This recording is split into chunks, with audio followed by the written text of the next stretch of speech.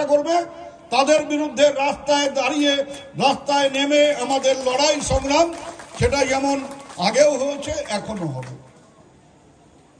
আজকে কেউ কেউ আগে হয়তো চায়ের ব্যবসা করতেন, এখন তারা কেউ কেউ হয়তো সিঁদুরের ব্যবসা করছেন।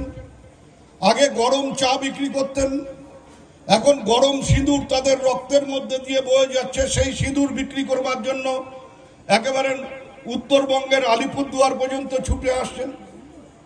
কিন্তু আমার বক্তব্যটা হচ্ছে যে এইভাবে মানুষের মধ্যে বিষ ঢুকিয়ে দেওয়ার চেষ্টা করবেন না। মানুষের মধ্যে বিষ ঢুকিয়ে দিয়ে, ধর্মীয় বিষ ঢুকিয়ে দিয়ে মানুষে মানুষে বিভাজন তৈরি করবার চেষ্টা করবেন না। উন্নয়ন শুধুমাত্র একটা গেটের মধ্যে দিয়ে বা একটা সেলফি জোনের মধ্যে দিয়ে শেষ হয় না। উন্নয়নের বেসিক ব্যাপারটা, উন্নয়নের প্রাথমিক ব্যাপারটা হচ্ছে একটা সুস্থ সুন্দর সমাজ গড়ে তোলা।